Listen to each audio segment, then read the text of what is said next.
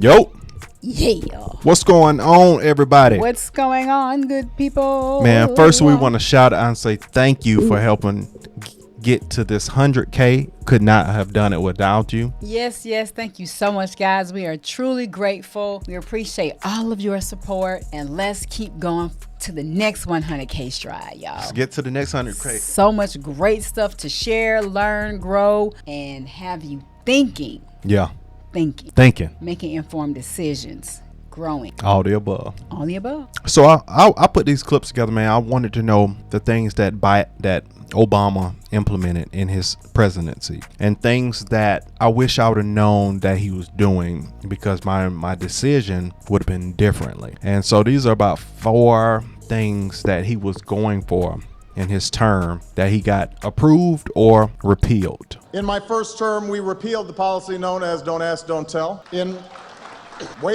my second term, we will replace it with a policy known as It's Raining Men. And that's exactly what he did. He pushed that in his first term. It wasn't really, but in his second term, he pushed that heavy. And then that's why things have gotten kind of overhand with certain, you know what I'm talking about. Mm-hmm. It's raining men. Wow. Well, that's exactly what's running in your streets. Exactly. Going after your children. Keep this promise to the American people. If you like your doctor, you will be able to keep your doctor. Period. If you like your health care plan, you will be able to keep your health care plan. Period. We weren't as clear as we needed to be in terms of the changes that were taking place. And I am sorry that they are finding themselves in this situation based on assurances they got from me. It's very easy for a politician to stand up before voters and say healthcare is a right, and then passionately advocate for single payer or free healthcare or Medicare for all, whatever term they might use. But before we consider the merits of the government managing your healthcare, and that's what this all boils down to, maybe we should ask a more basic question. What do we mean by healthcare? Because if you get sick, and here we're talking major illness or you're in serious pain, you don't just want healthcare, you want quality healthcare. Right. And where is your best chance of finding that? Mm-hmm. The answer is right here in America. For skilled doctors, cutting-edge medical treatments, and care without long delays, no other country rivals the United States. Not even close. Nobody from Texas is going to Canada for medical treatment. Right. It's almost always the other way around. Sure, our healthcare system has lots of issues, and we should address them. But do we really want to upend all the advantages that we do have and start from scratch? Because that's what would have to happen if we completely turn healthcare over to the government. Really? Mm-hmm. So let's imagine we make the change. We hear a lot about how great free healthcare would be, but it's only fair we look at the downside. The first is that government-run healthcare takes medical decisions away from patients, that means you, Exactly. and puts them in the hands of bureaucrats. Yep. They decide, for example, how many MRI machines are going to be available, or under what conditions you can get back surgery, or a bypass, Wow. or even whether you qualify for cancer treatment. Wow. That's how it works in the United Kingdom, under its single-payer system. Because it has finite resources, the National Health Service, or NHS, sharply restricts access to treatments like hip and knee replacements, cataract surgery, and even prescription drugs to deal with common conditions like arthritis and diabetes. If you suffer from any of these ailments and many others in the UK, you may just have to live with the pain. That's messed up. Let's hope you don't have a medical emergency. In a January 2018 article in the New York Times, patients in emergency rooms around London are described as having to wait 12 hours before they are tended to. And see, you know how they always talked about how, oh yeah, these other countries got free health care, but free ain't free. Free ain't free. What are you sacrificing to get that free? The taxpayer's going to be taxed high, and that person going to get a low quality health care and experience. Well, depends on. Well, I do know that Finland had really, really high quality, but they're taxing. It's got to be to cover that. Like really high. For you to get the best doctors, somebody got to pay for that. Them trillions. Are jammed with beds carrying the frail and elderly. To deal with the situation, hospitals were ordered to postpone non-urgent surgeries until the end of the month. That hardly seems like an improvement over what we have in the US. A second big problem with single-payer systems is that they are expensive, really expensive. A recent study by the Mercatus Center at George Mason University found that a Bernie Sanders-style Medicare for All health system would cost a tidy $32.6 trillion over 10 years. Wow. That's on top of what the federal government spends on healthcare today. Wow. And this is not a new number. Other studies have found the cost to be roughly in the same range. So, how would we pay for it? Kenneth Thorpe, a professor at Emory University and health policy official in the Clinton administration, spells it out. If you are going to go in this direction, Medicare for all, the tax increases are going to be enormous. I Not bet. just for the rich, Thorpe estimates, but for working Americans and the poor too. Charles Blahous, the author of the Mercatus study, puts it this way: even a doubling of all projected individual and corporate income taxes would be insufficient to finance these added federal costs. Wow. And he considers that a conservative estimate. Canada knows all about exploding healthcare costs. In Ontario, the country's biggest province, those costs took up 46% of its entire budget in 2010. By 2030, that number is projected to be 80%.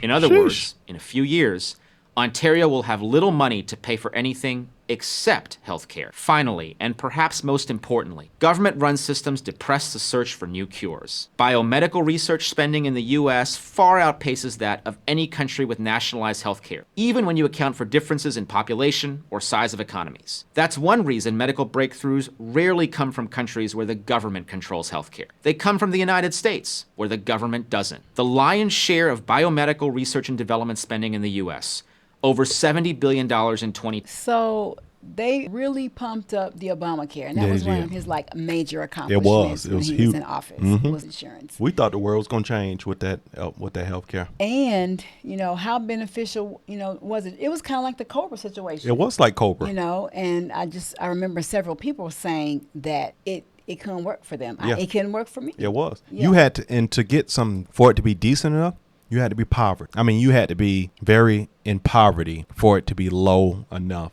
or free. Because they would have like the vouchers or stuff like that or whatever that was for that, where it was almost free for the person who doesn't have money. But for the people that have funds, it was way more than the private insurance used to have before Obamacare. It was like you said, like Cobra, you leave your job. Here, you pay this $475, $600 a month to have the same kind of coverage. I remember when I was leaving my job in education full-time as a support teacher to start off with entrepreneurship with my program. So I started subbing, and then they sent the Cobra insurance. I was like, who pays this? If you left your job and you need health insurance, who pays this? Who's paying that? Why does it even exist? Yep. I mean, Why are you still sending people oh Cobra? my gosh, my Blue Cross Blue Shield plan was way more affordable. They need to than the Cobra. Cobra was always a good name for it. Snake. 12 comes from the private sector. Discovering new medical cures and technology is a profitable business. Thank goodness it is. Those profits drive innovation. Take away the profits, and you will surely take away the innovation. Single payer, free healthcare, Medicare for all, they might sound great, but like all visions of utopia, they ultimately produce a lot more harm than good. I'm Lan Hee Chen, fellow at the Hoover Institution at Stanford, for Prager University. That there needs to be more regulation of these institutions is frankly... So this is another one of Obama's reforms. Okay. The Dodd-Frank Wall Street reform. ludicrous if you look at how they were regulated before.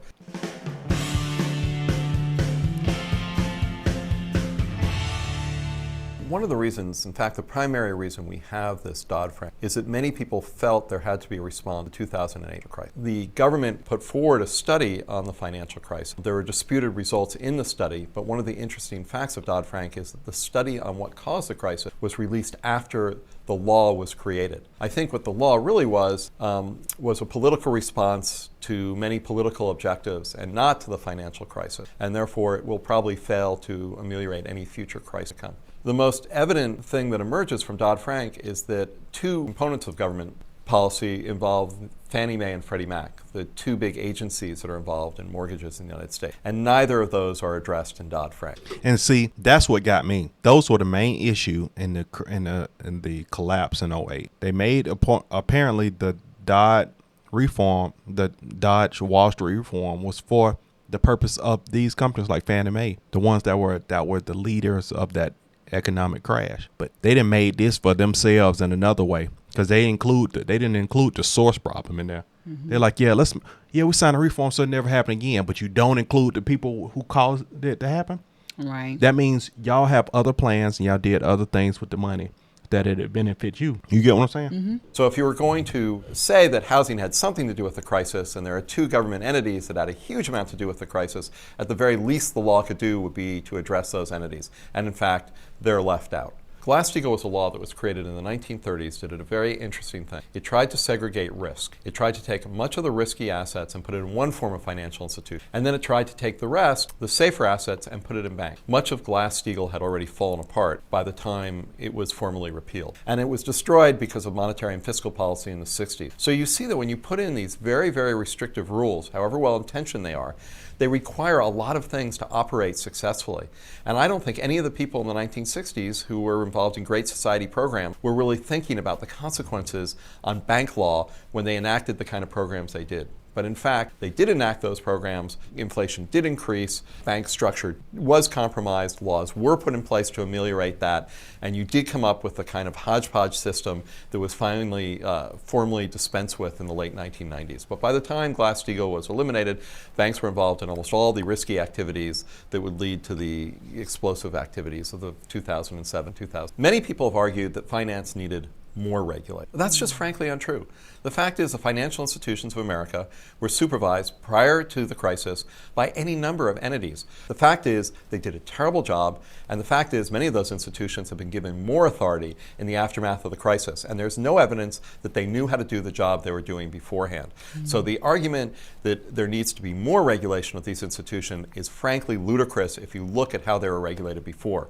I think there's growing understanding of how terrible this law really is. The single most indicting read on Dodd-Frank is to read Dodd-Frank itself. I'm going to say it will either be overtly repealed, or secondly, it will be effectively repealed. It will be effectively repealed because the rules that will be created under Dodd-Frank will be so arcane, will be so difficult, will be so tangled, will become such a maze of bizarre provisions that their effect will not be any law that is really Dodd-Frank. That whatever you think Dodd-Frank will be about, it will not be about in reality. And therefore, it will be effectively repealed. The problem with the debate on Dodd-Frank now is people take broad topics, like there are provisions in Dodd-Frank called consumer protection. And they sound quite sanguine when you say consumer protection. It's just two words. But if you read the consumer protection provisions, you realize it has very little to do with consumer protection and all sorts of things to do with other sorts of interests that will not help anyone. So I hope it becomes a nuanced political debate where politicians actually look at provision and they put in front of the American public all the bizarre things that are happening in this long law. I think if people saw those bizarre provisions, then the law would be killed, and that would be merciful for not only America but for the world. Get out of town. It's that bad? That bad. Wow, I need to go and look that up. It's like completely clueless about that. Never heard of it before. Me either. Never It's all ever. the stuff that he was fighting to put in place. He put in the don't ask, don't tell for certain people. He had the Wall Street reform, the health care initiative, and it was, so a lot of. Also, I'm going to say too, I'm not going to go off and read this. You can also go, to the whitehouse.gov under his archives and see other things that he put in place. But when I was reading, a lot of it was dealing with entrepreneurship as well as for women. Put some things in place for women. I thought that was, fast forward, where we are today with rights and those types of things. I can see where it stemmed from. Still doesn't compare to the like things. feminism. I feel like some of it doesn't really, if you look at the things that the Trump office, what they were able to put in place, which some of people are saying that the unemployment rate was lower because of Obama. And then how it trickled on down into when Trump got in office, it was already low. That was something that they had also mentioned about Obama. It was unemployment rates and all that kind of stuff as well. But when you sit and think about, all the stuff that we read, it was just like, for Trump, it was just like, what is this? Yeah. What is this? Yeah. Well, black people didn't look into none of the stuff that he was putting in place. Like you said. Totally clueless. I am truly a guilty We just party. assumed that he was a black man, so he was going to do great things for black people. Look out, yeah. He looked out for him and his family. Look out for, but it should be looking out for, mankind. And I was sitting here thinking about He got blessed for the things when he they pushed by the sit and people. write these laws, who do they have in mind? Yeah. For it's supposed to be for us U.S. citizens, They pockets. but then they write these laws for us, but they have a whole set of laws that they follow. Mm-hmm. Obviously. Yeah. They're writing for their own pocket. They're That's what writing they're them writing for the citizen, for the common citizen, but them in the super duper power elite, they got their whole set of laws. These laws don't even apply to you. These peasant laws. That's what it we said. Following. That's what it said in Behold the Pale Horse, that if something happened to our main government, we have a ready active government in another place with a whole president in a whole nother place. in the U.S. that's ready to go. Okay. So anyway, man, I just want to show y'all the things that were put in place, and some of the things, just wanted to kind of shed your eyes or shed light into things previously, because once again, we didn't do the research, and I'm sure many of you guys didn't either. Correct. It's a fair share of you that did, and kudos to you. So you made informed decisions about who you voted for, and maybe you saw some of the things and you were like, okay, you agreed with it. But these things are certain things we wouldn't have agreed with if we hadn't educated ourselves. So that's why it is so important, and that's why we are drilling it in the ground to be active participants this go round. Be active this go round. I think a lot of people will. I think it's going to be. It's time to read and research and have discernment and talk with people about it. Talk amongst your peers. Talk amongst your family members if you can have those types of conversations. But I will say that if you aren't informed, then I'd rather not have a conversation with you. Go and get some information so we can trade information versus I got information and you got opinion. That's not going to work, because I'll be getting upset because you just talking out the side of your neck. So I'm not going to engage in those conversations. I got to protect my peace of mind. All right. So like, comment, subscribe. Don't take a nosedive, but comment down in the section below if you want some more. We'll see you on the next one, man. Love you guys. See y'all. Let's go. Bye-bye.